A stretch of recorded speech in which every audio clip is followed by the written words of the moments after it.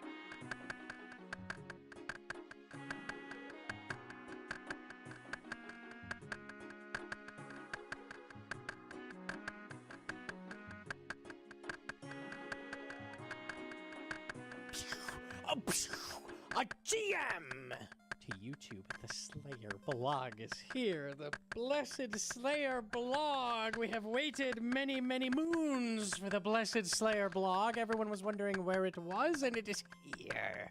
There's some good stuff here. Let's just get right into it.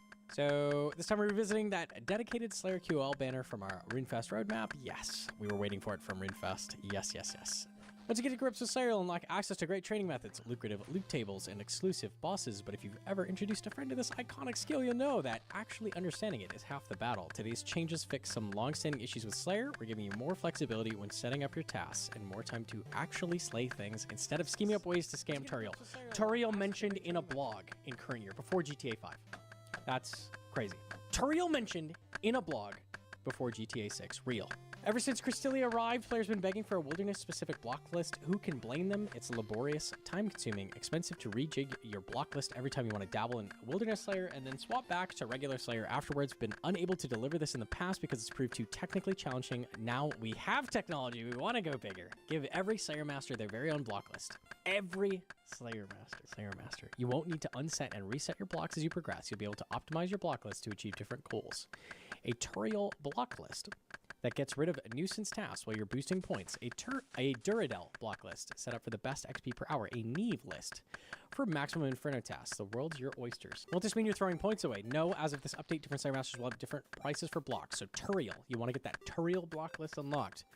40 points, which is not too bad considering how much they are refunding, which we'll get into. They're refunding a lot of Slayer points. So that's really good. You'll have a bunch extra, which you can just immediately spend on something like this. If you do a lot of Turiel, you want to make a block list. By the way, made a quick block list for when the update goes live.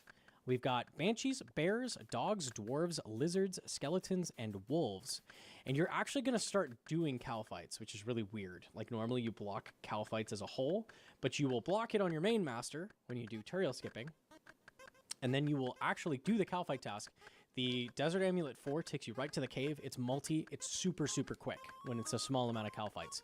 You're dodging the giant amount of cow fights from like Duradel, like when he assigns 200 and Turiel will not skip that for you. Now you're just going to do the Turiel variant, which means it's worth doing. Way faster, by the way. If you're going to do Turiel with this new block list, this is like easily 25% faster. These tasks are so much slower than the others. It's going to be crazy speed up on Turiel. So that's amazing. And then we have the other masters all have their own. Konar is only 80 points, so it's a little bit cheaper. And then Steve 90, Duradel, Curdal, and Cristelia. So Cristelia also 100 points. The other thing is that if you set up a Wildy block list, Wildy Slayer is the fastest way to get Slayer points. It's 50% faster, roughly, than point boosting through Turiel. The big issue with Wildy Slayer is gone. You don't have to set up a block list for it every time. Now, you can have a block list set for Wildy Slayer, do some, get a bunch of points, and then go back to doing what you were doing. So this is amazing. This is an amazing change. You now can do Wildy Slayer at will. Turiel has been drastically improved just by virtue of this basic change of allowing a block list at all the masters. And there's way more than this. They've put in a new UI element as well. So they have a view list button and it pops up. Oh, it's gorgeous. It tells you the amounts possible on Slayer tasks. It tells you the % chance of getting that task, which is really annoying to go get. You'd have to go on the wiki, do math, like calc the weight versus other weight. Now you just can see like your % chance of getting a task immediately based on your blocks, like makes it so much easier. They let you block from this list. So after the update comes out, you can just instantly set up these block lists because they're gonna clear the block list, refund all the points. You can just immediately set up your block list for everybody if you want to. Such a good change. This is so much more intuitive for new players, and it's also just so much cleaner and nicer. Blocks are a really annoying interface, and like the list of tasks here is just so convenient. Like you can see exactly what's going to happen whenever you get a task. Okay, early game point changes. So one of the issues facing new Slayers is that Slayer points can be hard to come by if you're engaging with the skill as intended. No new player wants to hear that task sucks.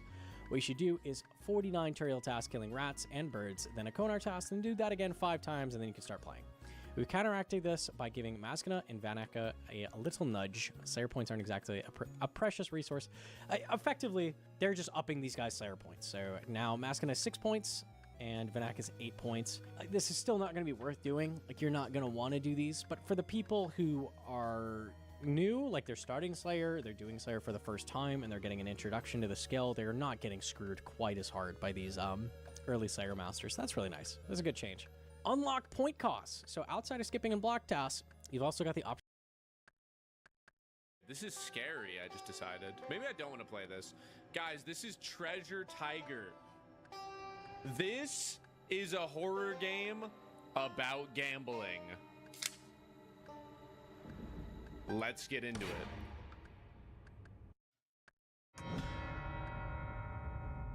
Day 1.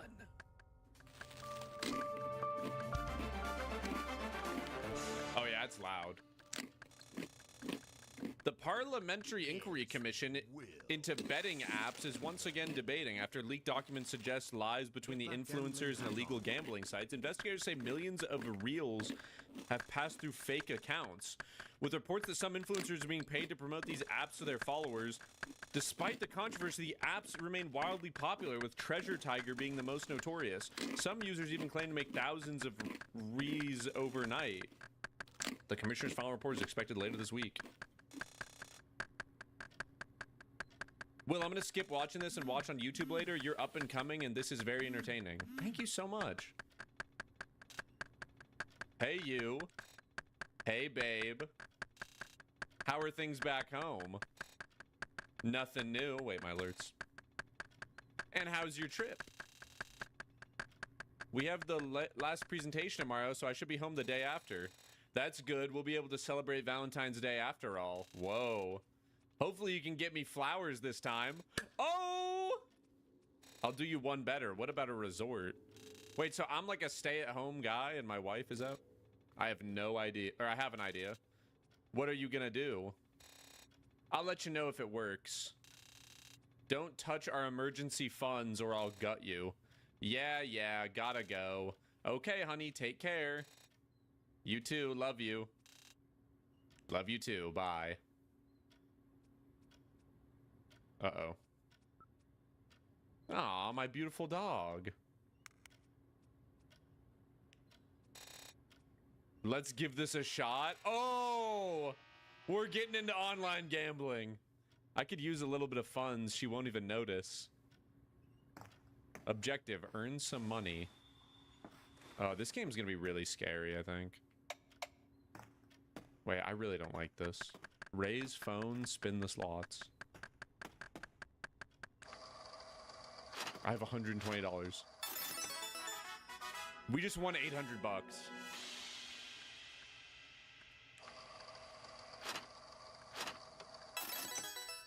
We just won 736 bucks. We are fucking up, dude. This is my chance to get rich. I need to keep playing. I won 1,800 bucks. I won 3,000 bucks. Is this even scary? This is the best game ever. Like, this is literally it, bro. This is what I'm talking about. Get it fucking twisted. 5 seconds ago, I had $800. Now look at me. I just... Wait, it says window open. What does that mean? Why does it say window open? Wait, why does it say window open?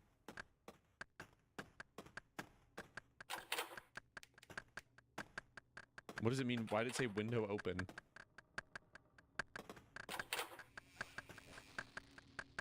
What? It means your window's open IRL?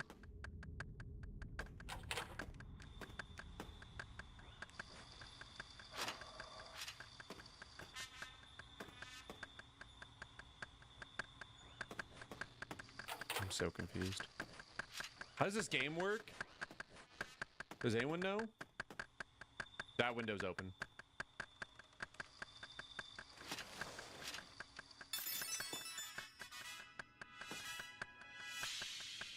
What the fuck? Where am I?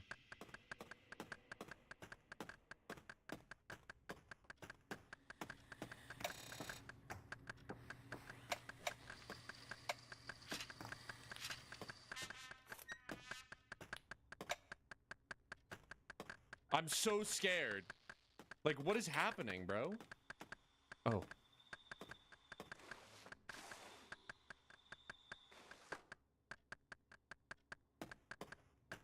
Dude, I actually don't like this game. I thought it'd be fun and funny.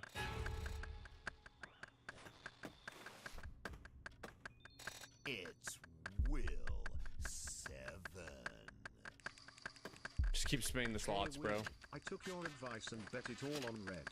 Just lost the house. Just Hope keep you spinning the have slots. room in it. Just keep fucking spinning. Survive until 6 a.m.? Wait, that's easy. Just keep fucking spamming that slot button, bro. I don't understand how you play this, if I'm being honest.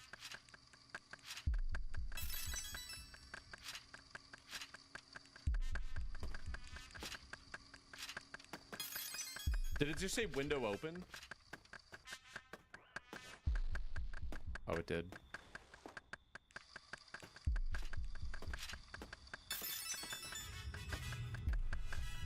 It said door open? What? Did it just say window? I'm scared, guys. I'm just gonna stand here in the corner and gamble. He can't get me, right?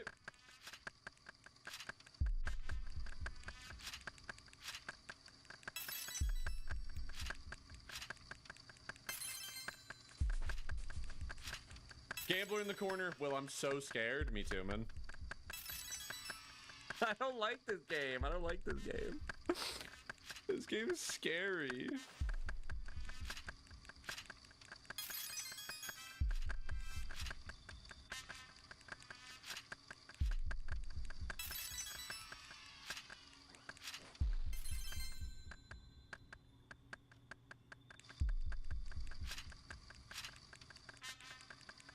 We're losing everything.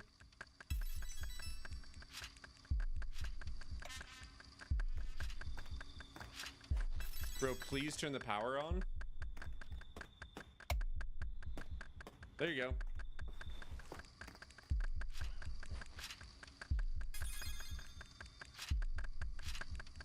Does the time not go by if the power's not on? Check the windows, man. He's probably inside by now. If he's inside, he can come get me. I'm not gonna get fucking run around the corner and have that guy in my face.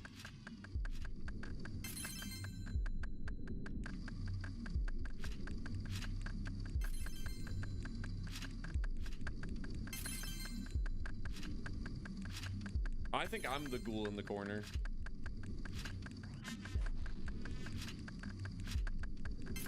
Will, you're so brave.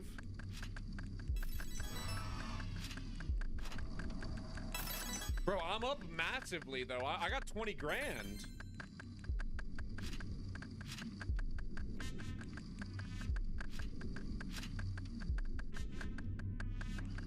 Wait, he just disappeared from my phone. Did you notice that he's not on the phone anymore?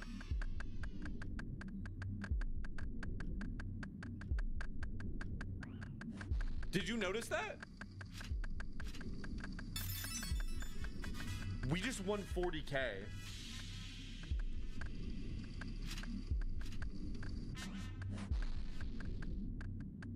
I'm not turning the power back on, I can tell you that right now.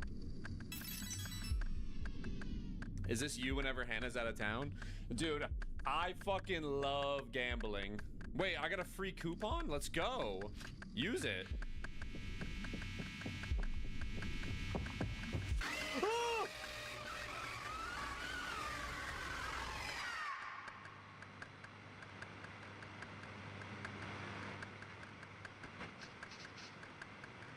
When Treasure Tiger's inside your house and vanishes from the app, you must quickly locate him and keep your eyes on him till he goes away.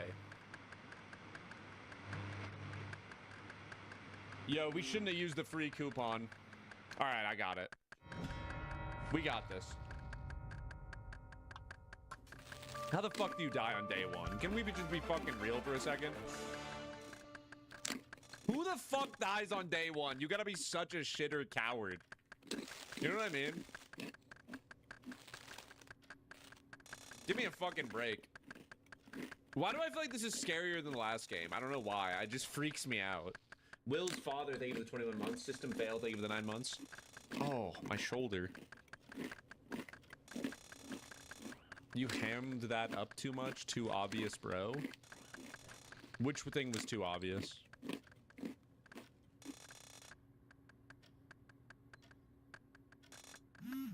Will is scared of a cereal mascot?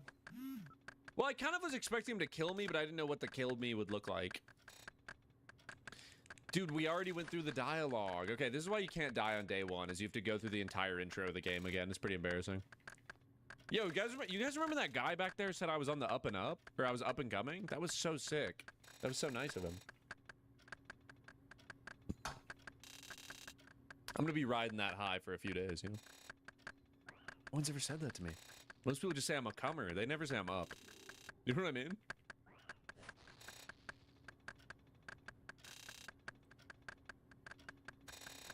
That guy is hallucinating and needs to take his pills. Mods, please. Can you protect me from this guy?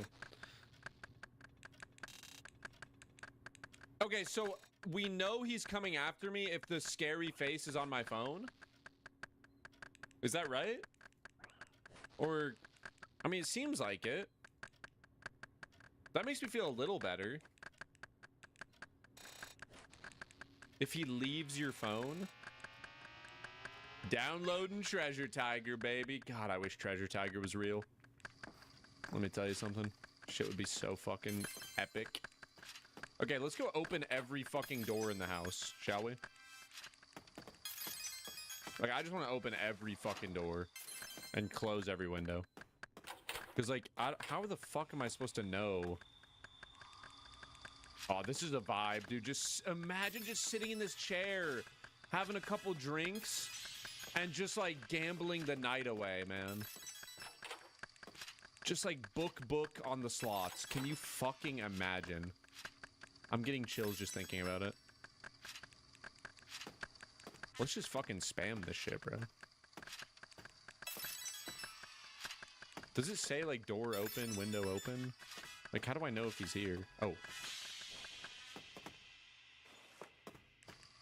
Damn, we're up massive, bro. We got 27K. Where does it say it? I gotta, like, look down at my phone. Power.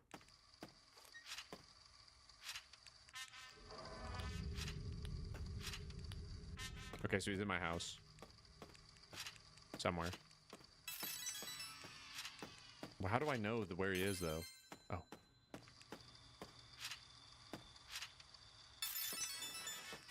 I don't get it. I don't understand. I don't understand. Like, where the fuck is he, bro? I hate this, dude. Just gamble. Fuck you, Treasure Tiger. I need my money. Where is he?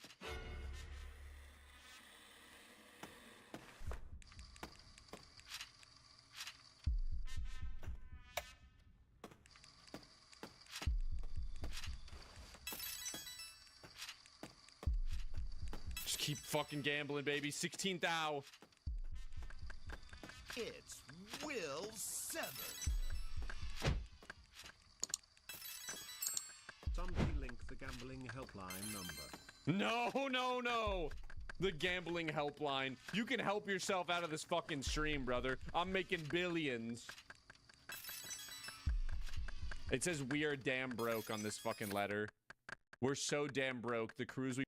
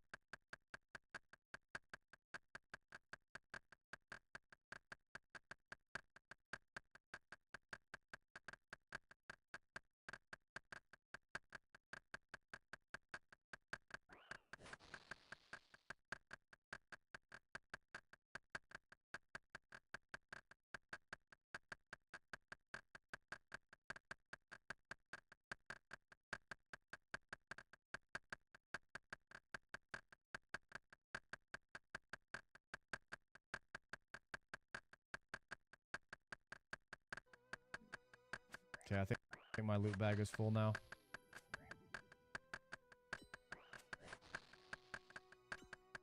Chaos Druid farming.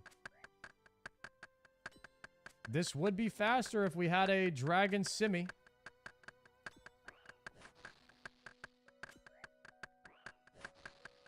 But we do kill these pretty quick with the Rune Simi. So it's not that bad.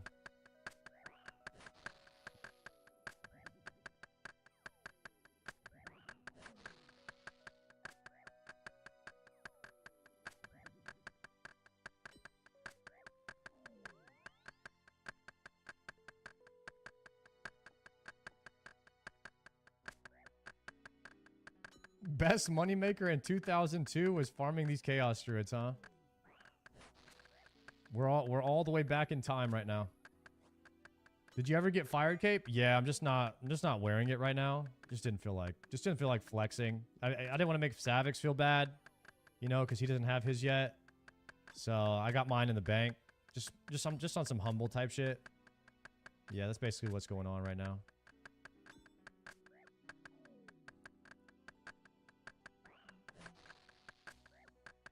This was the only way to get herbs before farming came out?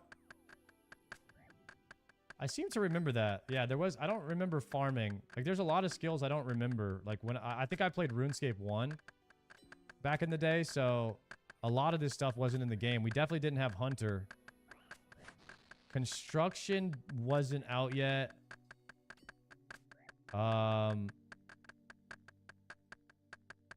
It's tough to remember back then. Because, like, RuneScape 1 was so different.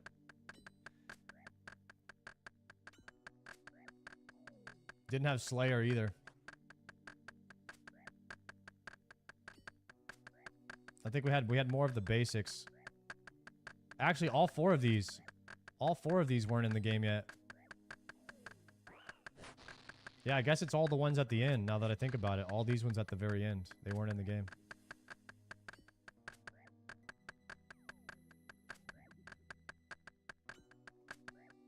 Pretty sure we had fletching.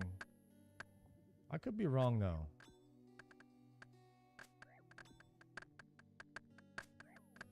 No, I played in like 2002, 2003. I definitely didn't play in 2004. It was like 2022, 2023, or 2002, 2003 when I played RuneScape, and I only played for like a month.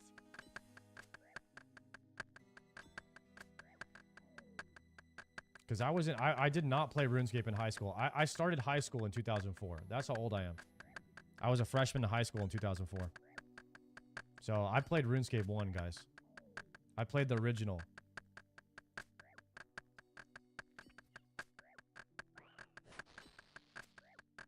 You played then too, Smiles? Damn. I mean, I'm 36, but I played RuneScape when I was like 11 or 12.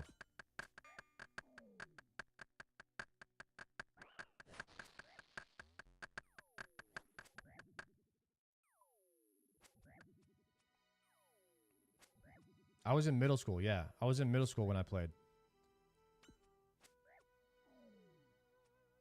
And all I remember about RuneScape was like I used to try to scam people in Lumbridge and stake my rune legs for duels.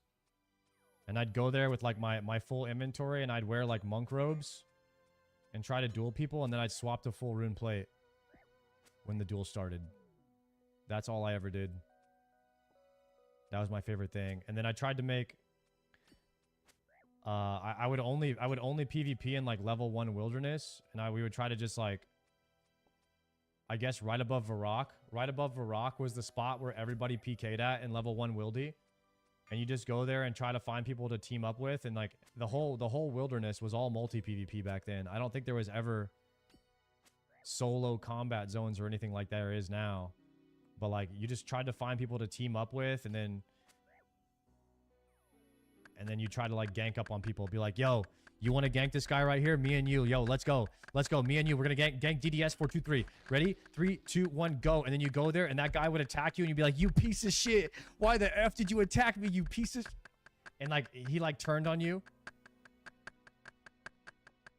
And you're like, you got so mad. Yeah, you had to live 3 rounds of hits before you could run. That's how we played, dude. That's how we played back then. How many Raynars? I'm thinking 30. I think 30 Raynars would give us enough. We could possibly do 25. We're getting them pretty quickly, though. A little faster than I thought we would.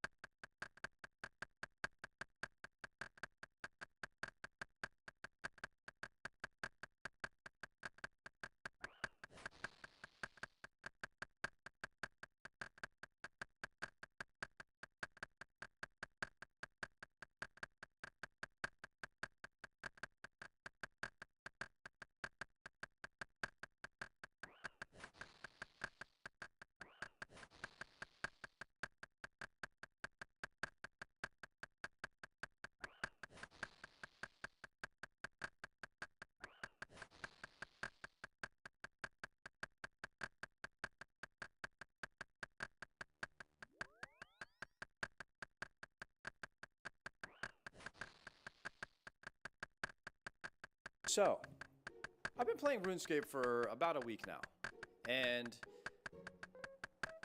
1 second. I have to move my character across this line so I don't stop hitting these crabs. Oh, yo, Wook's actually replied to me too. You guys are like, it was Wook's birthday, and he didn't say happy birthday. So I messaged him, yo, Wook's my king. Happy birthday, by the way. Sorry, sorry that I missed it on the call. My chat informed me it was your birthday. Hope you had a good time, brother. And he replied, thanks. I forgot about it before as well, but don't need to worry about it. OSRS Wook's birthday. Bro, his birthday is in fucking January.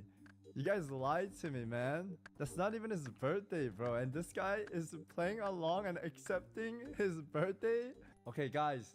FoX has spoken. You know what, guys? We're all enjoying old school RuneScape on the second monitor or the main monitor and grinding. This will be content, okay? Let's check it out, shall we? Falador killing people. Monka, monka, monka. Okay, pause the music.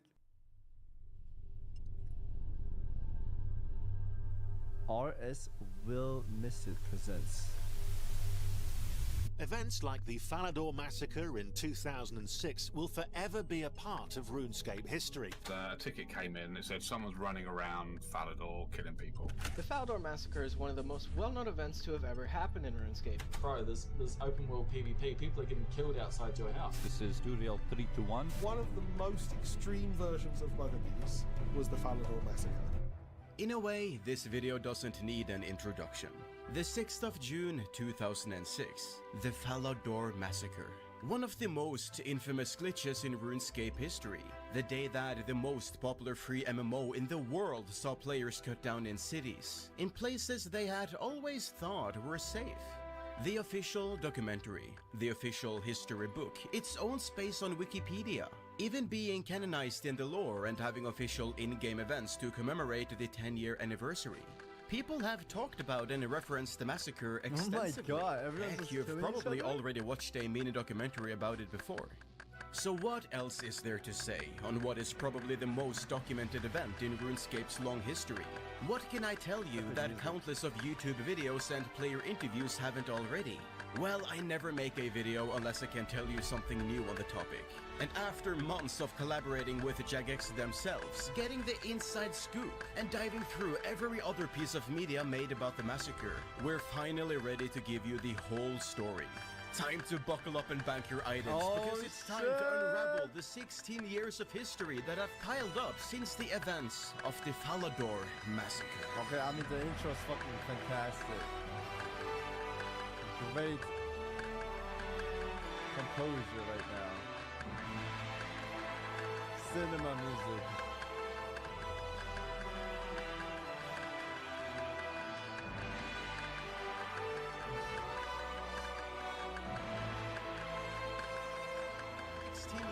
Hi there, all on the floor.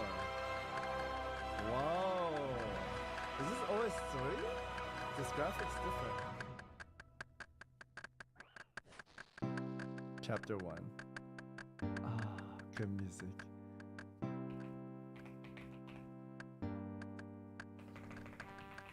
Our tale begins back in 2002, somewhere in the mythical fantasy land known as New Zealand. 12-year-old Lincoln has heard about this new, cool game called RuneScape and decides to sign up to it. A novel medieval adventure game designed by a trio of nerdy British brothers with a sense of wit and charm that you don't really see in other MMOs of the time. The vast world is the perfect place for a 12-year-old to get lost in, and blissfully unaware of where this road would take him, Lincoln finishes punching in his details and is ready to— Bro, this is like signing a contract that you're gonna live in this world for the rest of your life. We made a mistake, guys. To enter the world of Gielinor for the first time. This game is Lincoln, consuming who me. you probably know better as Cursed You, his in-game name, is quickly hooked by RuneScape and starts putting in some serious hours. He's eventually joined by his close friend, Josh, who calls himself Cursed You, with a 0 instead of an O. The duo play together and call themselves the Cursed You Brothers, since their names kind of look similar if you squint hard enough. Lincoln quickly falls down the PvP rabbit hole, becoming an avid player-killer who raises his stats and improves his gear solely to get better at taking down other players. He finds a good amount of success in this path and becomes relatively rich quite quickly. When RuneScape 2 was released in March 2004, introducing the dual arena alongside it, Lincoln turned away from the wilderness and went all in on staking, 1v1 matches with some heavy bets on the line for the winner. Now, in 2004, most stakes were done through magic rather than melee or ranged. Lincoln already had decent PvP skills from his time before the dual arena, but he could get an even bigger advantage if he raised his magic level to the max. In fact, he discovered that he could get 250 XP per game tick by carefully using the charge spell, available to everyone at level 80 magic. With the wealth behind him to buy all the supplies he needs, he quickly achieves 99 magic in early 2004, becoming the 254th person to hit the milestone. Now, with only 254 people at 99 magic, and only a fraction of them actually using the skill to stake, it's not hard to guess that Lincoln did very well for himself at the dual arena. If you knew what to do, staking was an incredible moneymaker, and Lincoln sure as hell knew what he was doing. The only thing he didn't know was what he was going to do with all the money he'd made. That is, until a little birdie told the 14-year-old Lincoln how much his RuneScape gold was worth on certain sites. Lincoln started offloading some of his excess wealth to third-party sites, turning his gaming habit into an actual real-life moneymaker. Highly against the RuneScape rules if you weren't aware, but somehow Lincoln scraped by on just temporary mutes or bans, never receiving anything permanent. This might come as a surprise to you, but giving a 14-year-old a slap on the wrist when they do something wrong generally doesn't stop them from doing it again. And so, the staking proceeds kept making him richer in real life, selling gold for about 17,000 New Zealand dollars, equal to about 10,000 US dollars in 2000. Yo, what? There's a 14-year-old with that much? That's crazy. And whilst his throwaway account got banned after selling everything it had, his main account remained active and looking innocent in the eyes of Jagex. Now, Lincoln wasn't offloading everything through his alts. When you have that much money, why not pimp out your account? So he dumped some of his wealth into buyable skills, achieving pretty respectable results, such as rank. This guy made 10k to use all that 10k in OSRS probably. Rank 318 prayer with a level of 91, and rank 109 crafting with a level of 95. It's just a shame that he started to train those skills so much later than everyone else. If he'd been able to grind the buyable skills from their release, he'd probably have been able to snag a few rank 1 positions on the leaderboard. Wouldn't that be funny? Anyway, you'll never guess what they released on the 31st of May 2006. Construction, the hottest new skill on the market, released on a Wednesday as far as Jagex were concerned. But that UK to New Zealand time zone meant that it dropped on a Thursday night for poor Lincoln. A school night, no less. The burdens of real life stopped him from securing an early lead, but he certainly put in the work, buying up as many resources as he could from the World 2 trading hotspots. Bro, this game was popping like that? That is crazy. He had the materials, he just needed the time. By the time he hit 65 construction, he was rank 35 on the high scores. That's not that far from rank 1. It actually seemed doable. It was time to go all in. Cursed Use sold 2 party hats from his collection to fund his construction supply, giving him 250 mil in liquid assets. This wasn't just enough for 99. This was enough to splurge on it. Cursed You opted to build mahogany tables, using a butler to turn logs into planks for him. A very expensive but very fast method. Beyond this, he also recruited 3 friends to buy any and all mahogany planks they saw being traded on the public market. This wasn't just to increase his supply, this was to ensure his competition wouldn't have any for themselves. While 3 people weren't going to be enough to monopolize the market, they were enough to put a huge dent in it. As he stormed to level 78, he still only had half the XP that rank 1 had accumulated in this time. Both Monkey Mojo and Noobfrey had 3.2 million XP to Cursed Use Humble 1.7, and there was no doubt that they also had surplus cash of their own to throw around. Cursed You was fast, but he had an education and a bedtime to slow him down. There was no way he'd been able to do this alone. So it's a good thing he wasn't alone. He was one half of the Cursed You brothers, remember? So over the weekend, he brought in Josh to work in shifts. While Lincoln slept... Oh, these bad boys!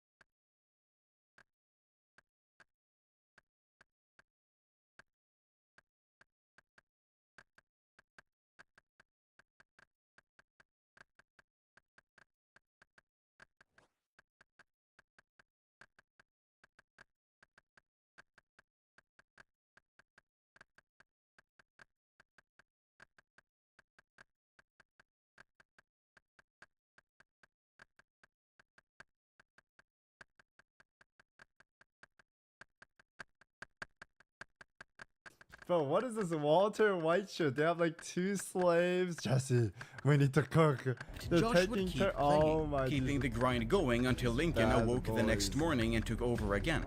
24 hours a day of non-stop efficient Oh training my over the God. weekend. Now his competition were the ones who couldn't keep up.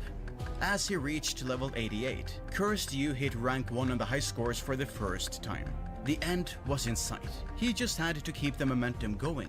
Lincoln pleaded with his parents to let him take a few days off school to do this. If he could train all day, the rank was his for sure. But if he couldn't, his foes would have a chance to overtake him. Upon hearing their child ask to take time off school to spend the day playing video games, his parents looked at each other, did the responsible thing, and said, yes. Who knows why they let him do it? He probably showed them the 10K or something, right? Maybe they knew about his real-world trading earnings and thought of it as him working overtime at a job. But whatever the reason, it cemented his Probably the ultimate only fate reason. in unchangeable stone. Now that his name was up in lights at the coveted rank 1 position, a lot of eyes fell on Cursed You. And this was during the RuneScape golden era.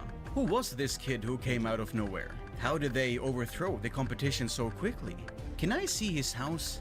The average player in 06 didn't really understand the game, especially when compared to the modern knowledge we have of its mechanics. Everyone had just assumed that rank 1 construction meant that you had the coolest house in the game, and had pimped it out to the max. Cursed You's house was just a collection of empty rooms, with naught but a single mahogany table that was being destroyed and rebuilt over and over. He didn't need anything else. That would be, dare I say, XP waste. Of course, it wasn't just adoring fans trying to get in touch with Cursed You, cheering him on or begging to see his ultra-cool Omega house. His competition slid into the PMs to ask when he was ever going to log out, or how big his bank was, because theirs was definitely bigger. If you had 500 mil, they had 501 mil, that sort of thing. RuneScape was really just a kid's playground back in the day, huh? The race was a lot closer than Cursed You would have liked, however. Even after the day spent no-lifing the skill, his rank 1 position was dangerously close to being overthrown. Were these guys all account sharing then? What's worse, as he reached level 96, he was forced to take a break. Not by his parents, mind you. They were happy for him to sink all day into the game. It was by his clan, DI, who were threatening to kick him out if he didn't join them on a PKing trip. Just ignore the fact that he was racing for a historic milestone, I guess. RuneScape really was just a kid's playground back in the day. This actually gave CursedU a reason to spruce up his house, however. Since everyone would want to have a look at it after the clan event finished, he threw up some minor furniture as decorations for the party he'd be hosting.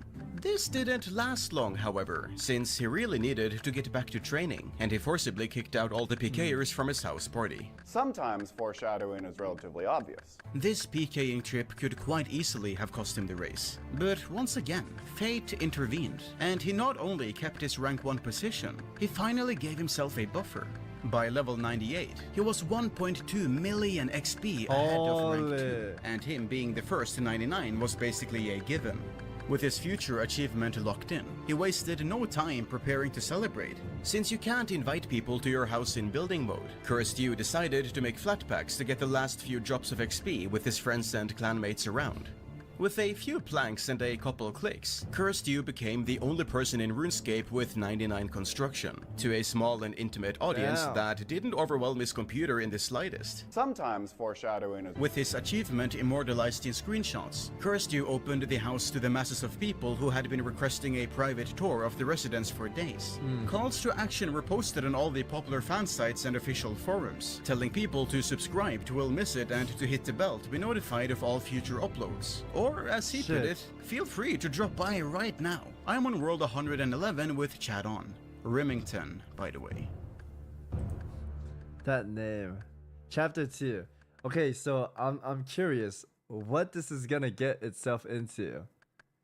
Do CursedU have like a fight and they decide to like bug out the game and massacre Falador? Like, I'm so confused. I guess we'll find out. No spoilers, yeah. That cat hair on my face. Everyone remembers the massacre as taking place on the 6th of the 6th of the 6th. It's catchy, good optics, yada yada yada. But CursedU is from New Zealand. That's so far off the side of the world that half the maps don't even include it. So the time zones have gotten pretty muddy here over the years. Some people say the party took place on the 5th, some say the 6th, some say the 7th.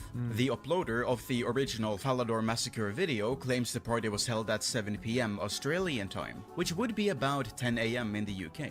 But Jagex staff claimed they were woken up at 2 AM to try and fix the resulting issues, so that doesn't match up. Luckily, we don't have to guess. CursedU's party invitation was posted at 11:09 PM UTC, 1 hour prior to Jagex's time zone, placing the party at just past midnight in the UK on the 6th of June 2006, and still on the 5th of June for our American friends. Funnily enough, Lincoln gave his buddy Josh absolutely no credit for all the hours he put in on construction during drama time? Dude, what is that emo? Blush emo. Before you say anything about no lifing, I slept 10 hours each night, except last night I got 6 hours. I powered mahogany table 52 to 99, only used plank, got 280 to 320k an hour, spent around 500 to 700 M, I would say. All in good fun. Feel free to drop by now. I'm Will with chat on. Remington, by the way. Those late nights. He couldn't risk getting banned during his own party. Foreshadowing. Partygoers rushes to the house, building up quite an audience in a very short period of time. In only minutes, hundreds of players poured in, all eager to see the construction king and the castle he had made. One such player was the also 16-year-old Brian, hailing from the United States. Brian was pretty much a nobody, really. Just your average RuneScape player at the time. A super cool teenager who was into metal music and video games, unlike any other 16-year-old at the time. He'd actually got into RuneScape because of a friend of his, Voodoo Legion, who he met previously on a different game. Brian first tried out RuneScape in May 2005, making his first account, which you all probably guessed the name of. That's right, it was S2Cell. Early on, he died to a scorpion and lost all of his items, and decided to make a brand new account instead of rebuilding. From that point on, Brian would go by a new name, one that would go down in the history books forever. I mean, let's be real here. you almost certainly know Brian by a different name. That one being Duriel321 quickly fell in love with PKing, just as Cursed You had done all those years ago. If he wasn't in the wilderness, he was training his combat skills or preparing to jump back into it. Voodoo Legion eventually introduced him to Evolution X, a large PKing clan that had built up a good reputation in the community. They had weekly events where they would do things like kill all the players at the Wilderness Greater Demons. Before the addition of obelisks in April 2006, let them spread their reign of terror over the entire wilderness. This was still 2006, so no one was crazy at it or anything, but Duriel definitely knew how to PK, and he certainly had a taste for it. And sure enough, in the early evening of the 5th of June 2006 US time, Duriel was sitting on TeamSpeak with some of his friends when one of them, Alien, told him to come visit a house party in World 111, the Australian homeworld. Cursed You was the first person to hit 99 construction and was hosting a massive party that everyone was going to. So sure enough, Duriel decided to hop over and see what all the fuss was about. Interestingly enough, Cursed You had made a dungeon, a floor of the house where people could fight each other when PvP was turned on. Showing up with some basic gear he was wearing at the time, he stepped through the Remington portal and got to partying. And by partying, I mean bashing other people's faces in. Oh, perfectly safe, of course. You didn't lose anything if you died in the dungeon. It was just for fun. You'd just re-enter the house, climb back downstairs and start all over again. That's all it was ever meant to be. A place for safe, friendly PvP. Now, when I said everyone was at the party, out of the 1,200 players online in the world, Cursed You would in later years estimate that 800 of them were all at the party. RuneScape Worlds could reasonably hold up to 2,000 people spread across the map without too much trouble. But if you had a lot of people in one place, such as the 800 attendees cramped inside Cursed You's home, things started to chug. How does this game not crash? Was it starting to lag. About 30 minutes past midnight UK time, Duriel, barely able to see what was going on, died in the dungeon and respawned outside, before re-entering and made his way over to the throne room to see what the magic ball thing was. And as he gets to it, the screen freezes completely. A loading message appears in the top left of the corner, and before he knows it, he's back in Remington, outside the house portal. So was everyone. Cursed You had kicked all several hundred players from his house in a desperate attempt to stop the lag. His house was now only open to his friends, some of which joined him back inside, eager to keep the party going as a small gathering that only the cool kids could partake in. Little did they know, this was the only safe place left in the entire game. When you have several hundred players all in one area, it can be hard to see what's going on. The game lags, the minimap is filled with white dots, and the main game is covered by an endless sea of players obscuring everything. My God, yeah. But something's not right. Some players have health bars, and they're going down. Maybe they're being attacked by a random event or something. No, they've only just left the house. Nothing should be attacking them just yet. Trying to figure out what's going on, Duriel clicks into the ocean of players, expecting to walk to a different spot, but instead he's given an attack option, just like the one he had earlier while he was in the dungeon. Oh dear. The bug. Oh shit. So what just happened? You might be surprised to hear this, but no one is actually 100% sure what the cause for the open world PvP glitch was. In the years that passed, a few theories have circulated in the community. Depending on who you ask, you'll usually hear that it's something to do with either the combat ring, where being expelled from the house while you had combat enabled let you keep it, or the scrying pool, where being able to spectate somewhere else in the game turned you into an invisible player, and being expelled while using it in a PvP enabled room let you spawn there with PvP still enabled. But there's no shortage of other theories, such as it being down to a last minute code change with the kitchen lorder. But here's the thing, Duriel was by the throne room when he got kicked out, using none of those things. And Cursed You's clan party at 96 construction didn't result in the bug, despite also expelling his avid PKing friends then. And it's not like they didn't try finding one. So what gives? Well, searching for answers, I got in touch with one of the most important developers at the time, Mod Ash, to shed some light on the whole situation. Keep that name in mind. We'll be seeing more of him later. Ash didn't know I've only heard about Mod Ash giving Wooks prize money for winning, but it was like taken because it was controversial, right? But I need to watch some lore on him because I don't know too much about him, but he seems like he's a very loved guy in the community. A lot of respect. For sure what the exact cause was, but he knows a lot about why it happened, and so do we. As such, we can make some pretty good guesses because of it. How the player-owned house handled combat was weird. When you had PvP challenge mode enabled in the house, it applied a variable to everyone in the house that allowed combat. Literally, a blanket variable of you can attack anyone, anywhere. You can kinda see how things went wrong now, but wait. If this variable allowed you to attack anyone, why does PvP challenge mode only work in the dungeon? That's because the house also had a second variable. If you were on the ground or upper floor, or the house didn't have a dungeon at all, the option to attack other players was hidden.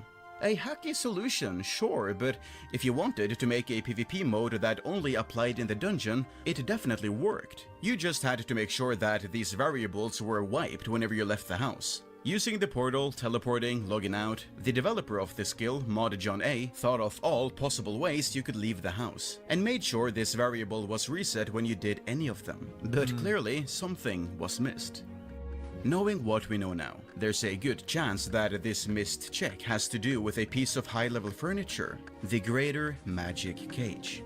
Requiring 89 construction, and only a week after the initial release of the skill, most players had never seen one, nor interacted with it. Neither had Cursed You built it when his clanmates believed they had found a bug the day before, as shown in the image they took in the throne room during the same party. All which would explain why the bug wasn't found until now. As the cage is used to trap people, that means additional variables are applied to them, which may have muddied the water for the code. As mentioned earlier, Duriel explained in an interview 3 hours after the event that he was in the throne room to check out the cage. But he's not the only one. A Swedish user on the DI forums explained only an hour after the massacre that also he could attack people after being teleported from the inside of the Greater Magic Cage. None of the JMods that actually had a part in fixing the bug knew for sure what actually caused the variable to be smuggled out of the house. Even the skill's developer explained in the RuneScape history book that he missed something, but couldn't specify what. Now, obviously, the bug can't be abused today. We're going to be talking more about that later, but to get a true understanding of the Greater Magic Cage's involvement, I made a last attempt to find the cause of the bug by messaging upload manager Mod Easty. As a Jagex employee since 2008, few JMods know the game's coded secrets better than Easty. As an upload manager, he's been in charge of implementing all code involving hotfixes and new updates since 2010. Next to this, he's had a pretty big interest in bug abuse, keeping in touch with RuneScape's bug abuse curator and learning the ways of how to break the game both internally, but also externally. Some might remember him from the Rotten Potato documentary, where Easty was shown to be in contact with the old bug abuse communities. If anyone at Jagex would be able to look up the code and find the bug, it'd be him. But even Easty couldn't say for sure. The construction code has changed a lot over the years, and the closest we can get to the original code is from August 2007, being the same code of the game used to bring back Old School. Already at that point had Jagex made several changes to avoid the massacre from ever happening again. But Easty could, after reviewing the 2007 code, make a guess at what happened in June of 2006. Hold on for this, cause we're getting a little technical now. Okay. When standing in the Greater Magic Cage and somebody pulls the lever, it traps the players inside. If the player chooses to drop them down to the dungeon, an animation plays where the player is falling. As we know, Cursed You expelled everyone from his house whilst our known PKers were in the cage. And the Swedish user did explain the cage was in the process of teleporting him when he was kicked, suggesting the animation had been activated when Cursed You hit the emergency brakes. Based on how the code worked at the time, Easty believes this caused a rare instance where two actions happen in the opposite order of what they're meant to do. Assuming Cursed You expelled everyone in the same game tick as a different player sent the trapped players to the dungeons, the game prioritizes the action activated by the player with the highest player identification number, or PID for short. In 2006, the number They're each really player going had into this, depended on huh? how long you had been online on a server. The longer you stayed online, the higher the number you had. And obviously, Cursed You had been online for longer than most of his party guests, making his action of expelling the guests take priority. So when hundreds of players, including the ones in the cage, spawned outside, the other action was still queued up and played directly after they all had been kicked. Since getting dropped into the dungeon would register your account as being in the dungeon, the variable saying you're on the upper floors of a house disappears, and PvP mode becomes activated. So, in summary, you have a variable that turns on open world PvP, and another that stops it if you're on the ground or upper floors of a player-owned house. This is supposed to be removed when you leave the house, but the developer forgot about the greater magic cage, and now you have open world PvP turned on thanks to stupidly specific circumstances. As long as you don't log out, hop worlds, or teleport, the variable stays visible. Okay, enough on mechanics. It's time to talk about the carnage. The massacre. WoW had something similar, but not to this degree, where in a hardcore server, somebody could aggro the opposite faction guard and bring it to a guy that doesn't have flag, and they would feign death, meaning they pretend to die. Then the guard would attack that person, and then that person would get PvP flagged, and they would kill him, and they would lose their hardcore status, right? There's been stuff like that, or there's like a boss fight, like a new boss they implemented, and this boss does like an AoE curse on them or a disease, and the guys would dismiss their pet, and then they would bring it into the city. Like, what is a big auction house place called in Gillionaire World Center or something in this game? Yeah, they would bring the pet out, and that pet would start splashing the disease on everyone, and every hardcore player would die, losing so much items and so many things, and a lot of people are AFK there, right? Grand Exchange, yeah. Grand Exchange. Yeah, there's been stuff like that in WoW too. This seems like something like that, where it's unintended, but due to some mixtures of kick out or touching that little thing, gave them the PvP sign. And I guess a lot of people are going to die because of that. As players start dropping, panic spreads around the Remington MMOs House have portal. these issues. Some people still have no idea what's going on. Others know exactly what is going on. Some players run as fast as they can, not wanting to lose their expensive items they had brought to the prestigious party. Others are just deer in headlights, unable to avert their eyes from the disaster unfolding before them. A party hat is quickly lost in the chaos to a player named Yeti90, punching his victims to death with nothing but a pair of boxing gloves. Others are dying to mere shadows, killers avoiding attention by hiding in the masses. Some of the bug abusers likely teleport or hop worlds in an attempt to make the most of this once-in-a-lifetime chance, only to wipe the variable they accidentally smuggled out. Attending player moderators sound the alarm, with their silver crowns piercing through the chat box like a sword of light dispelling the dark. They warn players to run, report the bug abusers, and beg those same abusers to stop before it's too late. Others rush to the player moderator forums to open a direct line with Jagex, hoping to get in touch before these random killings turn into a full-fledged Oh my god, dude, the devs must be like, wait, why the fuck are these guys doing this? This must have been like so hard to find. Meanwhile, at Jagex HQ, moderators Matt K, Mark R, and Murdoch make up the entirety of the community management team this evening. Having been working for just over 6 hours at this point, it wasn't long until they could finally head home, as their shift ended at 2 AM. But as the ones to deal with player moderators, they quickly noticed the reports coming in over their PMod emergency ticket system, all repeating the same warning about open world PvP. You used to get them almost like every day or every week. You'd get something similar, which is like, "Oh my god, PvP's been enabled in this place. You better get there to see what's going on." So we used to get it all the time. So nobody took it seriously. And then we had about 2-3 more tickets come in. It's like, hang on a minute, probably ought to go and have a look at this. Mod Mark R and Mod Murdoch jumps in game, teleports to Remington and quickly discovers that the reports are entirely real. Trying to do what they can to remedy the situation, they start warning players to run away and bank their items. Ironically, this just sends more players towards the hot zones of danger when they could have just logged out and been perfectly safe that way. But it was late at night, people were panicking. None of them were prepared for a situation like this, and it was likely just as chaotic in the office as it was in Remington. While Jagex managed to get some of the abusers, they're actually struggling to get them all. You know how you can't log out of the game until 10 seconds after combat? Turns out even Jagex couldn't get around that requirement. And so if someone attacks a player, and then just attacks someone else within 10 seconds of their last kill, they just can't be logged out. Sure, the moment they stop, they'll be slammed by their ban. But until then, they can just go as long as they want. The Remington mask cascades. Wait, if they die, did they lose all their item? And other people can take it? No. No. Dude, imagine if you lost something super valuable that you worked your ass off. Or like these guys are standing here trying to sell bread, and this guy worked his life to sell all these bread. Finally made the cash to go buy the item he wants, and he gets killed. Oh my, these guys probably quit that day. Into a system of predators and prey, with those expelled with the attack buttons able to murder any other player in the game, and those without unable to attack back, stuck in a non-PvP zone, only able to watch as their health ticks down until they lose everything they're carrying. With 2 J-mods unable to do anything but watch as the chaos unfolds, those with items to lose run north to the nearest bank, hoping to deposit all of their items before they're forcibly stripped of them. Some players are quick to escape, but not without trouble along the way.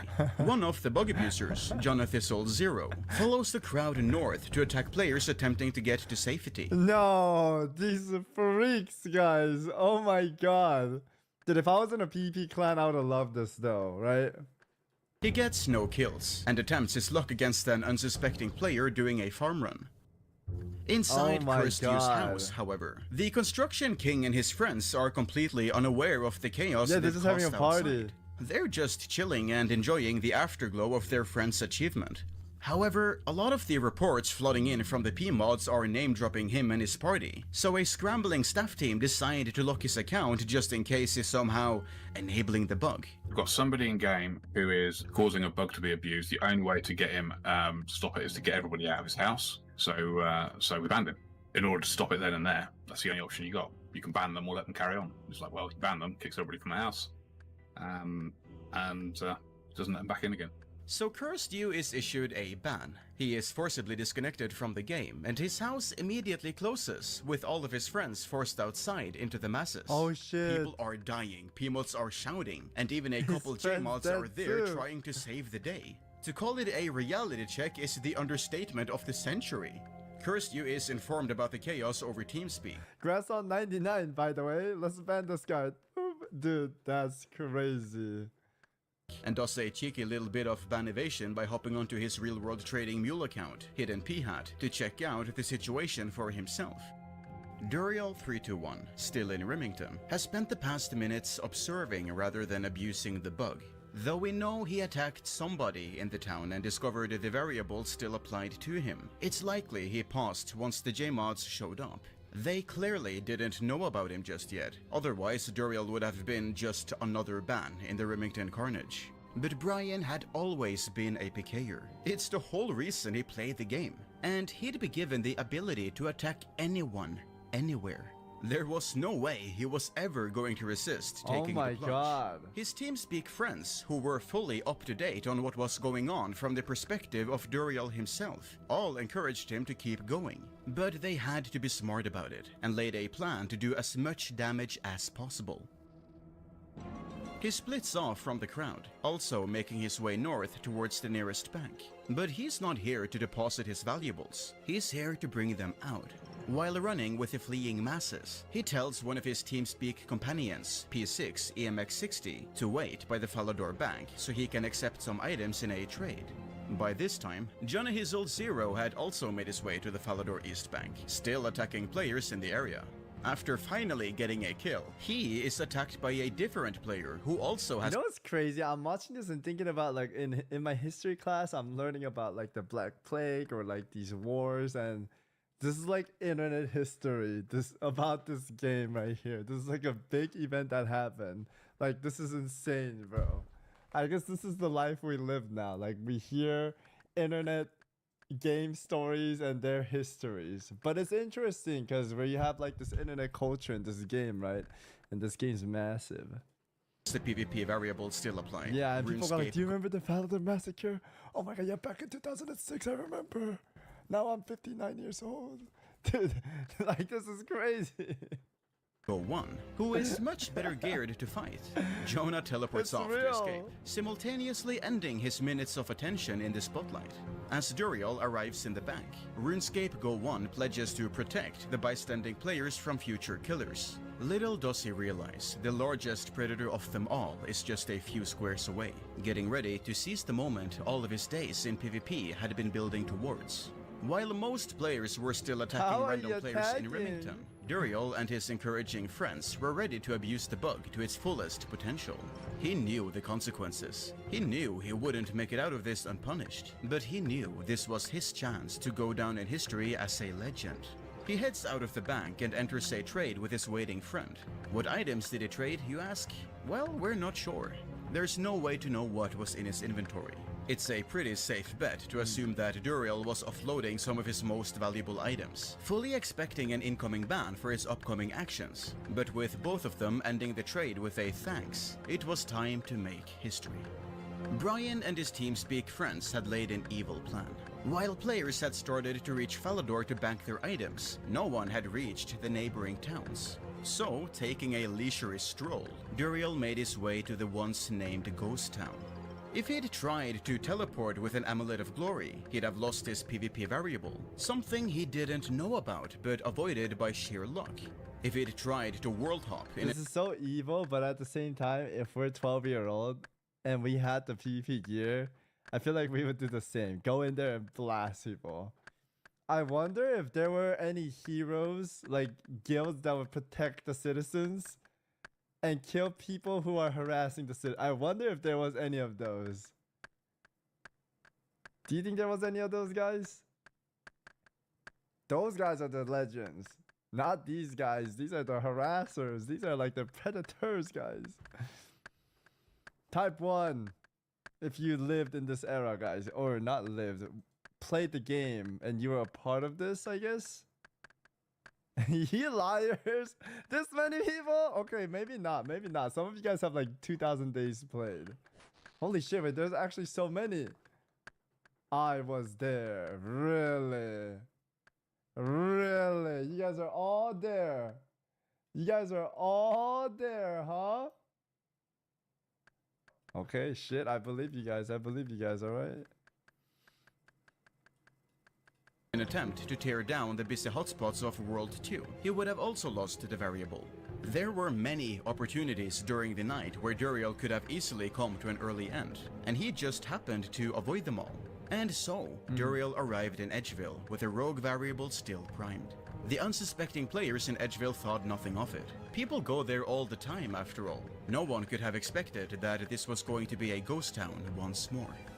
With the element of surprise on his side, Duriel immediately started swinging at the players. What is this over-exaggerated screaming sound? Ah! Bro, they're making us seem like a surreal liar. Getting those bearing the most expensive items. PKers returning from the wilderness with hard I'm telling you, this is internet history, barely guys. paying attention to the game as they tore through their giant piles of items, and those displaying their obscene wealth through equipped items. As Duriel's spree is going on, his friends on TeamSpeak are calling people over to Edgeville for Duriel to slay. One of the unfortunate victims answering the call is Primo, a wealthy player carrying his beloved green party hat. No. Just seconds after he stepped foot inside Edgeville, Primo is dead. Brian is filled with adrenaline seeing the expensive paper hat appear on the ground before him, and equips the infamous green party hat that he'd wear as his spree continued. As the kills racked up, players started crowding around Duriel, wondering what was going on as the killings continued. Around this point, Duriel removed both a white and a yellow party hat from their previous owners. However, he was actually unable to pick up much loot for himself, as the greedy onlookers seized the opportunity to grab what they could, descending on party hats and high-level gear like the vultures that they were. Oh my god, these fucking hyenas, like little following the lion, stealing its food. Duriel knew a ban was incoming. He wasn't in it for the money. He couldn't be. It was a bloodlust driven entirely by an adrenaline rush, a lust for chaos. As fearful players fled Edgeville, they made west for Falador, hoping to get away. And eager to hunt down the rich and wealthy just within his grasp, Duriel gave chase. While Duriel had already torn up Edgeville and is making their way to Falador from the north, players in Remington finally heed the advice of the J-mods and make their way to Falador to bank their items, having seen all the bug abusers in the area start to disappear and believing the glitch to finally be over. Even Mod Mark R and Mod Murdoch fall for this misconception, seeing a peaceful Remington and believing it's all over. Rather than following the players to Falador, they log out, believing their job to be done. Fresh blood runs to Falador from the south, running straight north in hopes of finding safety. They slam into the refugees from Edgeville, with a one-man army hot in their trail. Remington may have found peace, but that's because the chaos had all gone north. And with a mass amount of targets congregating in Falador Square, and Duriel descending from the north, the stage is set for the greatest disaster RuneScape has ever seen. Anticipating what comes next, some bystanders fire up their recording software, not wanting to miss a second of what follows. And with players starting to drop like flies, more and more eyes are morbidly drawn to the madness. But those pale in comparison to the hundreds of thousands of eyes that would descend on the videos of the event over the years. How long does this event last? Or not event, like how long did this last? Is it like a day? 2?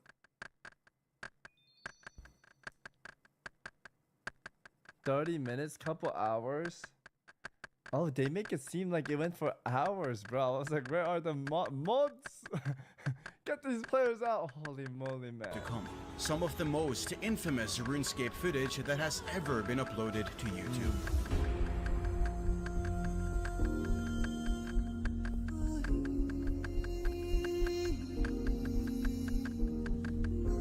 No one comes to kill like the Giga players though. I feel like there would be some hot shot. Maybe he didn't know because it was so fast. I feel like one hot shot would come. He would be hearing like, there's a guy killing everyone. All right, I'm gonna log on and beat the shit out of it. I feel like, oh, they couldn't fight back. What the fuck? So only they could hit people? Wait, that is so dirty then. Oh my god, this is worse than I thought. I thought they could actually fight back. That's why I said, I wonder if there would be a guild that would like defend off these bad guys, you know? But they couldn't even fight back. They just die. Oh my god. Wait, I thought in this game, if you have like the PvP sign, you could hit them back. But I guess it was bugged and they couldn't hit them back. Oh my goodness. I know, no. I understood the bug as like they came out with the PvP sign, but I thought if they hit people, I thought other people would hit them back. You know what I mean? Because in WoW, if you have /PvP and if you hit them, you flag yourself to hit other people too now, right? So I thought it was like how that worked. Okay, I understand now.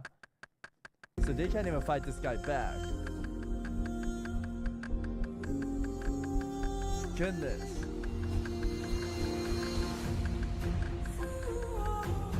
Yeah, first time weirdo.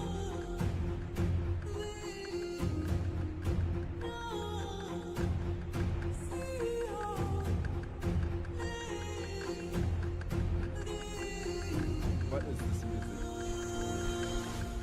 For 5 long minutes, the rampage races Falador to the ground. PMods beg for players to get away and bank their items, but people are enthralled by the history in the making, and the pleas go unheard.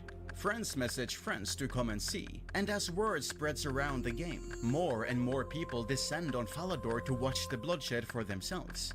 Within the last hour, the 1,200 players on World 111 had reached its max capacity of 2,000, with several more queuing up to get in. Mere hours earlier, this had been Cursed Use Day, It was now entirely Duriel's, with a ferocious stack of people following him around, an unhinged collection of people egging him on, asking him to kill them or chanting "Dur scared" on repeat. After building up this army of followers and clearing Falador of targets, Duriel decides to head back to Duriel Edgeville must have felt like a god, because no one can touch him. He's killing everyone else following. Oh my goodness. to take down the sneaky players who thought they'd managed to evade him. With impending doom returning to the edge of the wilderness, PMods continue to beg for help on the forums. Someone, anyone at Jagex, we need you. Well, they did have Jagex at the scene. Having realized the problem had spread further than Remington, Mod Murdoch logged back in to try and solve the problem. If he could force Duriel from the game, they could slam the banhammer on him, but Duriel was unbannable as long as he stayed in combat, and high on the bloodlust from the bug. He wasn't going to let enough time pass between kills to leave combat mode. Oh my, what kind of game did they make? As long as he's in combat, they can't kick him out. What? What? With a pool of targets around him, why wait 10 seconds when you could immediately kill someone else? So Murdoch went for the second best thing Jagex could do. That is, asking Duriel as kindly as possible to stop, please and thank you. Hey, do you mind stopping? What you're doing is breaking the rule. Oh my goodness, If man. Jmod powers weren't going to save the day, maybe words would. Unsurprisingly, this didn't stop Duriel. However, Murdoch was hot on Duriel's trail. He had to slip up eventually. There was no way he could keep up the perfect murderous pace for hours on end. And sure enough, Duriel slipped up. GHJJF, who just so happened to be the leader of Cursed Use clan, DI, became Duriel's last target, barely surviving next to Barbarian Village. As Duriel heads dead north to Edgeville on the hunt for more victims, too much time passes before he manages to strike again. 10 seconds are quickly gone. Mod Murdoch slams the disconnect button and Duriel is ejected from the game, the almighty train coming to an immediate halt. Duriel hadn't been banned, however, only disconnected. Mod Murdoch were probably more concerned about getting the biggest predator offline before doing anything more complicated. Duriel immediately logs back in, but with the killer variable removed by the logout, his killing spree is done for good. Duriel's not stupid, he knows his time is up. So, with his last moments in Gielinor, he removes his green party hat and trades it to his longtime friend, Voodoo Legion. With his Harlequin prize in the hand of his trusted companion, Duriel turns to dust, disintegrating into nothing as he is disconnected once more, with a permanent ban applied to his account.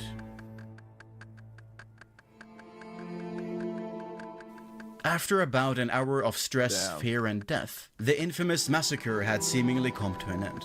But the funny thing is, Duriel had managed to keep going for such a long time simply because he ran to a different town entirely to begin with. By the time the reports of Duriel's rampage had made it to Jagex, the killings in Remington and southern Falador had already lasted for 20 to 30 minutes. The largest predator might have been taken down, but who knows how many other killers were still running around the game? Who knows what events haven't reached community management's ears? And who knows if it's not all about to happen again? The bug was still in the game. This was only the start of a very long night for Jagex. Oh my goodness. They must have been pissed. To say Night Shift were struggling was an understatement. One of the biggest sources of stress was to do with escalation. With no developers in the office overnight, there was no one on hand to fix the bug. Community management certainly couldn't do it.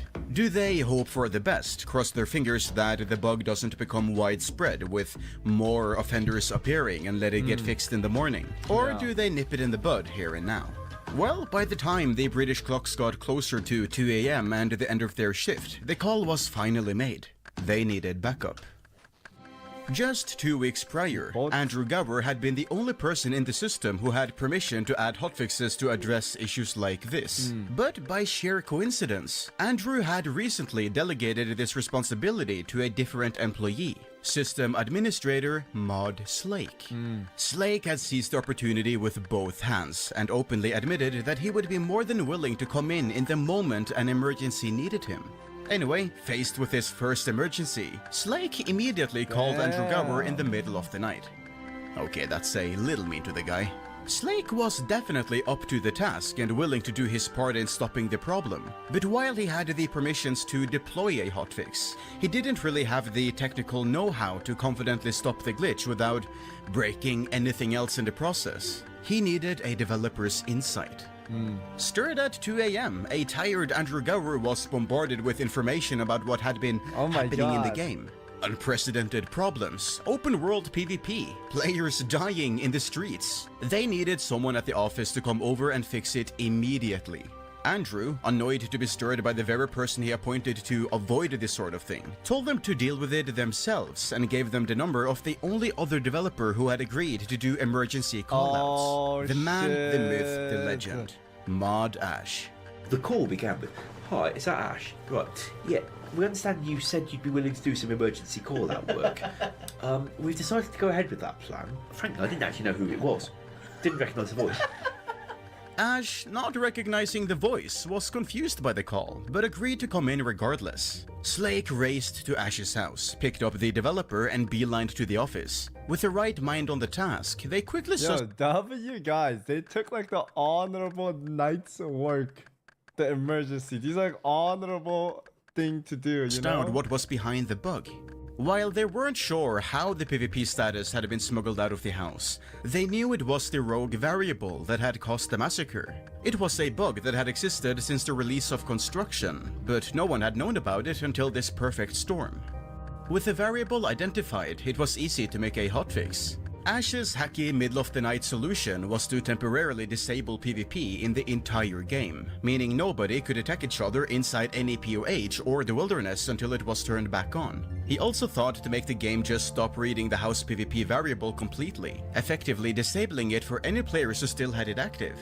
Without knowing how the variable was smuggled out, they simply didn't know if this was POH exclusive or if a player could do it all again by using a different source of PvP.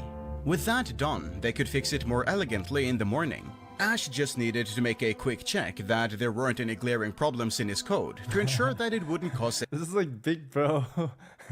Trying to find your email address and you're like, big bro, I can't get my email address. A second major incident. All in all, Slake and Ash's work took them somewhere in the region of 2 hours, with the hotfix being deployed roughly around 4 a.m. UK time. As the party had started just after midnight, this gave a total of 4 hours from the start of the house party to the termination of the glitch. It had been a night of terror, a night of dread, a night of murder with countless bloodshed. But as Ash and Slake relaxed in their chairs, the 3 community managers now at home could enjoy a well-deserved rest. Because despite all the things the night had been, the night was finally over. The aftermath. Survivors of the massacre share their testimonies over all major RuneScape forums in the following hours. Long threads tell the tale of the terrors on World 111, calling it the Doomsday Massacre due to the coincidental date of 666. The rants forums are flooded by angry players demanding their items back. Chancers try to capitalize on the opportunity and also demand their items back, even if they didn't lose anything. Some of them weren't online for it at all. Screenshots circulate the forums. Holy shit. DI member SOP4. Also, I'm really curious how they do this, how they execute it, and if they had the program to like revert back then, or maybe they just give the item people who had screenshots, because I know there's going to be innocent people that lost real stuff, and there's going to be those little vultures who pretend like they lost stuff and want to get free stuff, right? So I'm really curious what they did, or maybe they did nothing and said, sorry guys, it is what it is, which is what WoW does a lot of the times.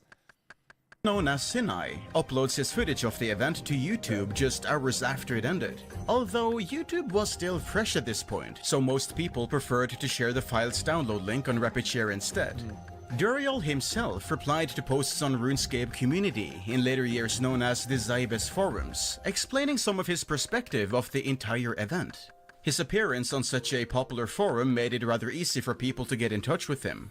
Players started to reach out, wanting their items back, but Duriel was in no position to return them even if he wanted to. However, in a cruel twist of fate, Duriel checks in with Voodoo Legion a few hours later, asking for his Green Party hat back on a different account, only for Voodoo Legion to refuse, sever all ties with Duriel, and end their years-long friendship over some money in an online game. Shit. it! The legendary green party hat was sold just a few hours later, shamelessly swapped for a yellow party hat and a Santa hat, with Voodoo keeping the yellow for himself and gifting the Santa hat to a friend he clearly cared about more than Brian. Learning off the legendary boy. Oh, Dorios pissed now. He's pissed now. Figure at the heart of the massacre. A writer from Tippett called The Rat got in touch with Duriel through the RSC forums about 3 hours after the massacre had ended. Requesting an interview, Duriel gleefully accepts, with a transcript of their conversation being posted in a Tippett forum thread titled The Falador Massacre, or the Falidor Massacre to be exact. This was the first time the event was referred to by this name, and due to the heavy traffic the site would see over the next few days, it quickly became the official name and the one that has stuck through all these years. Emerging from the ashes 3 hours after the massacre was Cursed You. Andrew Gower had eventually gotten up to check on what was going on, and upon looking at the bans for the night, noticed that Cursed You wasn't maliciously involved with the bug.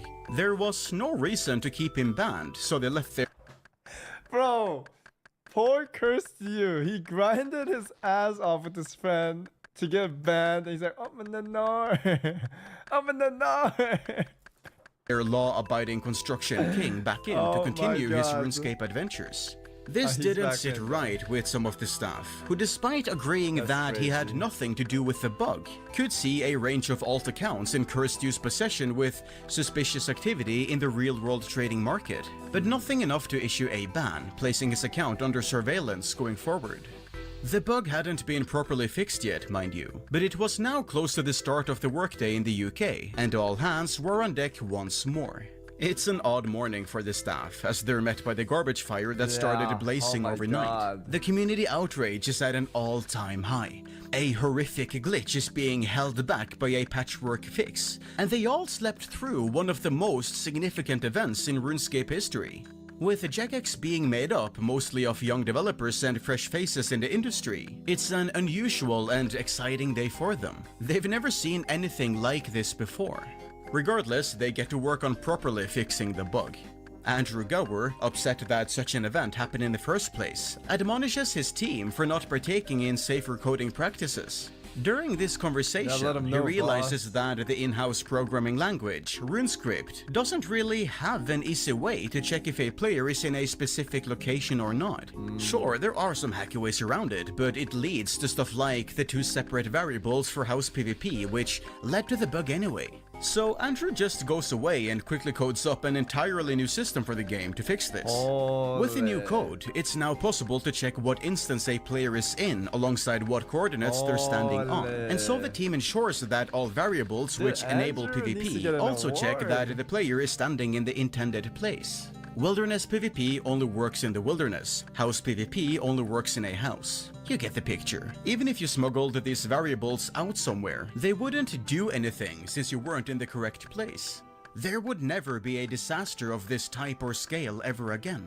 Additionally, keeping the yellow of them back and Brian, name and the one that has stuck through all these years.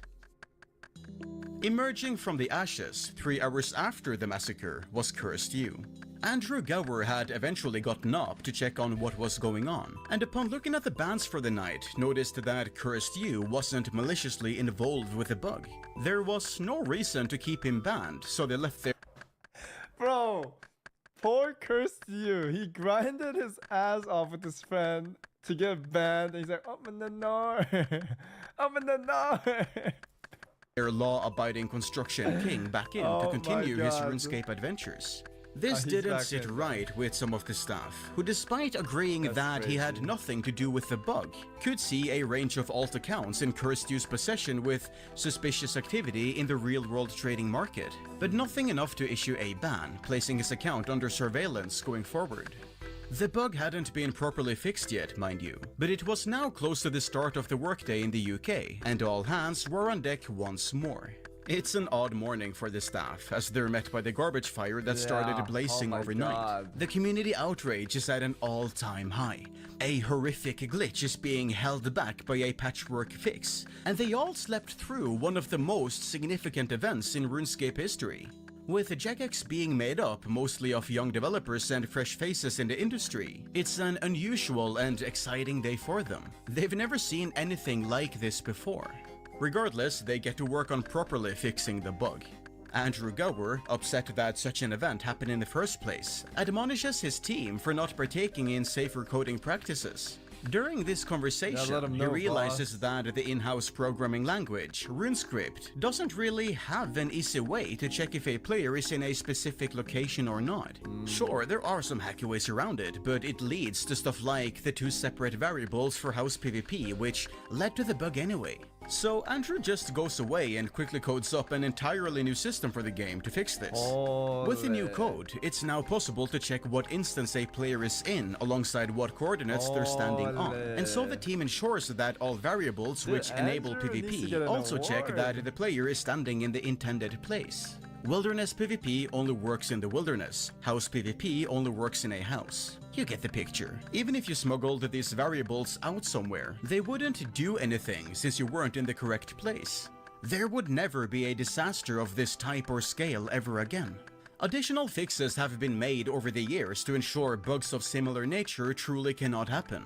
Though unrelated to the massacre, the PID system was changed in 2013 to now be in a random order rather than based on who had been online the longest, meaning bug abusers can no longer rely on their actions being prioritized in the system. Other bugs related to the POH and variables have also been fixed in later years, which all in all creates a stack of safety checks before you even touch the ground when you leave a player-owned house. Jagex has basically built a fortress of protection around the bug they couldn't identify for so many years. Having proved himself with his 11th hour 8, Slake gives Modash special permission to deploy hotfixes to the game without requiring a system admin such as Slake to push it through for him. While Modash tends to get a lot of the credit for stopping the massacre, Slake was equally important in saving the day. After all, Slake was the admin on call. He was the one who drove to Ash's house and the office, and the one who pushed the hotfix through. Without him, there was nothing Ash could have done in this situation. But as a last, just as important major change, players could now be banned even if they're busy smacking down people in PvP. As for the people, Paul Gower took to the Rants forum with some terrible news for the players. Apologizing profusely to all of them, there was nothing they could do for the victims. The system wasn't able to perform a rollback at this time, returning everyone to their state just before the killings. And there was no way they would be able to issue item refunds, as Jagex did not keep a backup of that sort of data, and legitimate requests were being drowned out by a sea of people trying to get free stuff. No one would be getting anything back at all. Imagine permanently losing your best gear and not getting it back solely because some kids were trying to scam the system in wake of a huge tragedy. I know I'd be upset. The discussion on the days following the massacre saw people go back and forth between despising and supporting Duriel. Some players felt a rollback was the right solution, with this ban being reversed alongside it. I mean, who could resist such a tempting glitch? Everyone would go around and kill as many people as they could if given the chance, right? Others thought the ban was justified, given he had exploited one of the most serious bugs the game had ever seen, and knowingly went around murdering people to steal their expensive items. While Duriel was permanently gone from the game, Cursed You was back in business and enjoyed a reasonable status as an online celebrity following the massacre. Despite not taking part in it at all, his name was forever connected. Maybe you guys won't like my answer, but I think Duriel deserves the ban because, yes, he's having fun, right? He's having a lot of fun, and it's the game's fault. But if the devs are like at work at 2 a.m. and they message him like, hey, this is a bug, can you stop doing it? You know, if there's like, if your dad is telling you like you need to stop doing it, you had your fun, you need to stop. Like, if he stopped, sure, maybe he could not get banned, but he was like, fuck you, I'm gonna continue killing them and continue killing everyone, right? Until like he was kicked out. So yeah, for me, I feel like it's a deserved since they were asking him to stop, right? To it, and everyone knew him. However, he was far from a golden child and received another mute just a few weeks later in July 2006, for reasons unrelated to the massacre. Even in the evidence report, you can see a player calling him a legend. Must have been a nice ego boost for the 16-year-old. Pride comes before the fall, however, and with Jagex, there's a difference between finding bugs and abusing. Yeah, I mean, there's always gonna be people that praises psychopathic behaviors. There was a world first hardcore guild in Classic WoW, and they're on like the last raid, which is Naxxramas, and there's 4 horsemen. And this guy got mad at the guild for a little drama, and he decided to kill the whole team. And then what he did was super obnoxious and like a big asshole move. And I don't like that kind of behavior, but there's people that praise that kind of behavior, and it's like, you know, different minds, you know, different minds. Yeah, this guy name is Tiny Violin, and he got his whole guild killed. It was a disgusting behavior in my opinion. Say for example, you're doing like an Ironman 40-man challenge, and you guys have spent like 2 years, 3 years, every single day logging in, and this one asshole decides to kill everyone and ruin it for the whole people. Like that's an asshole move, right? But a lot of people like praise that, and I'm like, why are you guys praising this guy? Like, he doesn't deserve that, you know? It's literally psychopathic asshole behavior, like children behavior, basically. Actively monitoring his account. But there's Only people 2 that months really passed praise after that behavior, and that's kind of dangerous, you know? That fateful night before Cursed You pushed things too far. Or rather, I should say Cursed You, since it was Josh playing on Lincoln's account. While Lincoln was at school, Josh started to brag about real-world trading on the account, while also attempting to sell gold. The ensuing report alerted Jagex to Cursed You's long and shady history on the topic, and so the account was permanently banned for real-world trading on August 26, 2006. Despite being banned, Cursed You still stood his ground that what he did on his account was a solo mission, claiming what ultimately nailed his coffin was actions done by an intelligent account hijacker. With both Lincoln and Brian removed from the game, the story of the stars of the Falador massacre came to a swift close. Okay, that's not quite true. While the Duriel account was permanently banned, that didn't stop Brian from playing RuneScape. Duriel 321 was never to be let back into the game, with Andrew Gower even leaving a note on the account in the internal system and saying it should never be unbanned. One of the only 4 known account notes he ever left in the system during his 10-year tenure at Jagex. But even if Duriel was gone, Brian did have other accounts to play on. Gifted AsinBoy763 from a friend, Duriel was able to jump straight back into the game without having to start the long and monotonous grind from scratch. Jagex did also add a note to this account, connecting it to Duriel 321, but decided to let it slide since he wasn't breaking any rules. I mean, other than ban evasion and account trading, but hey, who's counting? His new account wasn't a well-kept secret either, sharing the username on a fan site he made for himself. Getting the status as an iconic player in the world's largest MMO at age 16 must have been awfully exciting for Brian. He continued to be a part of Evolution up until February 2008, when he attempted to join a new clan of dastardly villains and terrifying PKers, Reign of Terror. Duriel didn't last much longer, however, as he eventually quit the game sometime in 2009 and has not been an active player ever since, as far as we know. As for Jagex, they tried their best to avoid acknowledging the massacre for several years. After all, the incident was essentially a major case of bug abuse. It was a failing on their end, and to give it any credence would just be glorifying rule breaking and encouraging future offenders. But time heals all wounds, and those personally affected by the massacre moved on with their lives, either rebuilding their accounts or leaving the game for greener pastures. Avoiding the topic was the official stance right up until RuneFest 2014, at which point Jagex decided to start talking about it in preparation for the RuneScape documentary. It was still something of an awkward topic though. With the rise of mass shootings over the years, as Jagex started to bring it up, they had to make sure they never glorified it. Staff members who had dealt with active shooter incidents in real life never found Falador Massacre jokes to be funny, so they knew how sore it could be for some community members. But still, it's one of the most significant cultural events in RuneScape history. People who've never touched the game have heard of it. Whether you like it or not, it left a permanent mark on the game right in the middle of its golden years. In 2016, on the 10-year anniversary, Jagex decided to fully commit to acknowledging the incident by adding an in-game event that recreated Cursed You's infamous house party, followed by a giant Duriel 3-2-1 mini-boss that players could fight together. Even What Old School the heck? held an anniversary event, opening up a temporary World 666, where players could engage in open world PvP in Falador without it affecting their accounts on the regular worlds. That's Jagex cool. even added a new song, Massacre, to play on this temporary world, bearing a striking resemblance to Nightwish's Planet Hell, but in the OSRS sound font. As Planet Hell was the background song for the most well-known YouTube footage of the massacre, many players associated with the event, and to this day, all the top comments on the YouTube upload of the song are about RuneScape. Jagex also outsourced a gaming company to create a simple game for Facebook titled The Falador Massacre. Described as a top-down view of Falador as it appears in Old School, you'd have 3 minutes playing as Duriel 3-2-1 to get as many kills as possible. NPCs posing as crazy, players would bro. pop in from all directions wearing different items, awarding a variety of points depending on the item. Unfortunately, Facebook wasn't too fond of releasing a game holding the word massacre, and thus was rejected and never released. In the years after Duriel left the game, his details were somehow shared online, likely as a result of one of the many leaks of the Zybes forum database, allowing imposters to log on and pretend that they were the PKing legend in disguise. This tricked various content creators into making videos about them, But some that's of which have Foex since right there, right?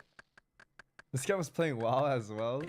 This tricked Oh, that's Wooks, Foex, and I'm not sure if I know this person.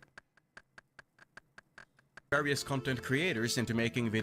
Oh, that's Mr. Mammal. Really? They were the PKing legend in disguise. This trick That's Mr. Mammal, Wooks, and Foex. Okay. tricked various content creators into making videos about them, some of which have since been taken down.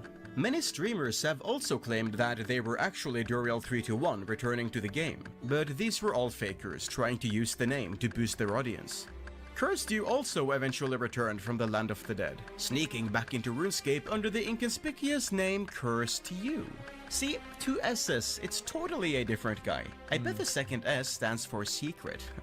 Anyway, he streamed consistently for about a year, uploading several YouTube videos during this time, releasing some never-before-seen screenshots from the construction grind. He got in touch with the Jagex moderators and some content creators, sharing his stories before fading away once more, joining Brian in the greener pastures that lie in the world outside of online gaming. Wherever the two of them may be now, they leave behind a legacy that will forever be a part of RuneScape history, gaming history, and all of the players that were there on that fateful day. Thank you all so much for watching this deep dive into RuneScape's most famous bug of all time. It's kind of funny thinking that even after all these years, That was a good we never video. fixed the Dude, this makes me think, like, I feel like MMO players like this sweaty stuff, and MMO should keep these in. You know, like how in WoW, I mean, rank 14 thing is kind of psychopathic, but like the 99 stuff, like how much sweat and how much grind you can put in the MMO, I feel like the more sweat you can put in the game, the better it is and more popularized it is, because people like to share their, you know, pain and suffering in a game to achieve something. Because like the newer MMOs, it's kind of like seasonal games where you just go in, you beat everything in like a week and you're done. But I feel like MMOs that have this longevity of things are popular. It seems to be that way. Because whenever I try out new MMOs, it's always like that. There's no like real sweat in it.